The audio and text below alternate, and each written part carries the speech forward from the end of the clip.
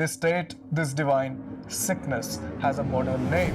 It's called burnout. In our journey today, we will deconstruct this modern epidemic by telling the story of a time when the gods themselves burnt out. We will witness their catastrophic loss of power and the epic process they undertook to reclaim it.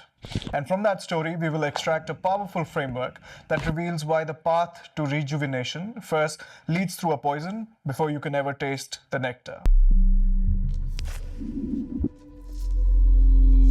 Let's talk about the specific exhaustion of the modern world. I think we've all felt it. It's a slow decay of your inner light.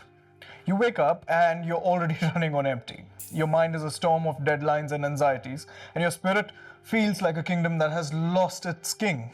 You're told to hustle harder, to be more productive, to optimize everything, but you feel nothing. The story begins, as many great collapses do, with a moment of arrogance.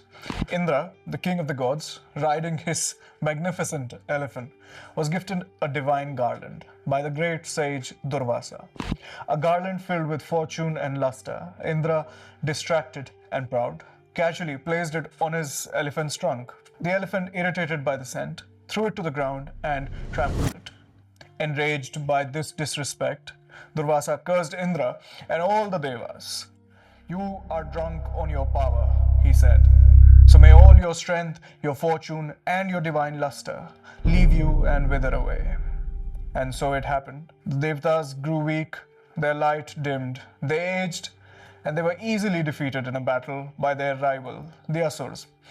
They had, for all intents and purposes, burnt out. In desperation, as they all do, they went to Vishnu, the preserver of the universe, and he gave them a task that seemed impossible.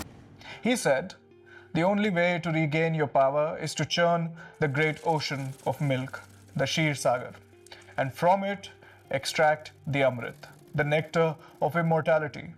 But the task was too great for the weakened gods alone. They had to do something unthinkable. They had to form an alliance with their enemies, the Asurs, promising them a share of the nectar, and so the great churning began. Mandar Parvat became the churning rod, the great serpent king Vasuki became the rope. The Dev held his tail and the Asur held his head. And Vishnu himself, in his Kurma avatar, as a giant tortoise, supported the mountain on his back. And they began to churn the ocean of potential. An act of immense struggle, of painful collaboration, of hope mixed with desperation. Okay, so the first lesson is right there at the beginning.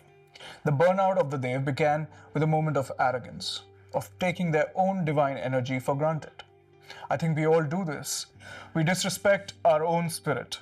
We treat our energy like it's an infinite resource, until one day we find it gone. And just like the gods, the first step is to accept the depleted state, to swallow your pride and admit, "I am not just tired, I have lost my luster and I need help." Now, I think this is the most crucial part.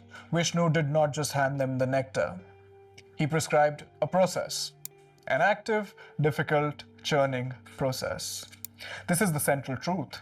Rejuvenation is not a passive vacation. It is something you do. The churning, the manthan, is a metaphor for the real work of healing.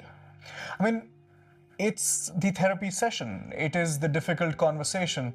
It's building new habits, starting a meditation practice. It's the churning of the ocean of your own consciousness. And yes, it often requires you to work with parts of yourself that you consider your enemy.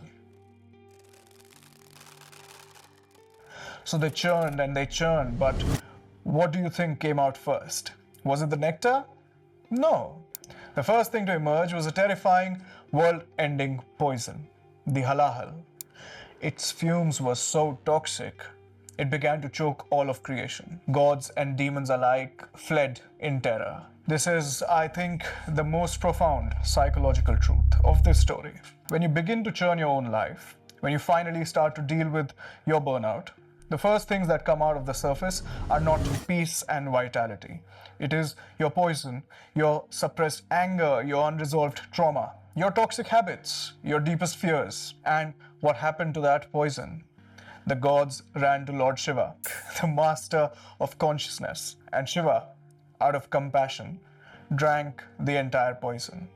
And in a moment when the poison was beginning to take its effect, Ma Parvati, out of her compassion, placed her hand on Shiva's throat and held the poison right there, thus bearing him with the name Neelkant.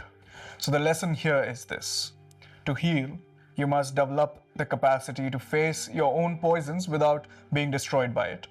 You must develop the awareness and the consciousness, the Shiva within you, to hold that negativity, acknowledge it, and not let it consume you. Only after the poison has been dealt with can the real treasures appear. After the poison came all the treasures, and finally, the divine physician Dhanvantri rose from the ocean holding the pot of Amrit, the nectar of absolute vitality. This is the promise. If you have the courage to acknowledge your burnout, if you commit to the difficult process of churning your life, and if you develop the strength to face the poison that emerges, then the nectar is inevitable. Your energy, your lustre, your joy for life, it will return. Not because you wished for it, but because you did the work. So the ancient cure for your burnout is to see it not as a failure, but as an invitation to churn the very ocean of your being. The healing is not in the rest. It is in the manthan, the churning. So we've spoken today of the energy of rejuvenation, the energy that comes from Amrit. But what of the poison? What of the power of Shiva, the Neelkant, the one who can consume the poison and transmute it? That is the power we all need. That breakdown is for another time. Until then, acknowledge your own loss of luster, embrace the churning, and have the courage to face the poison. Your nectar is waiting on the other side.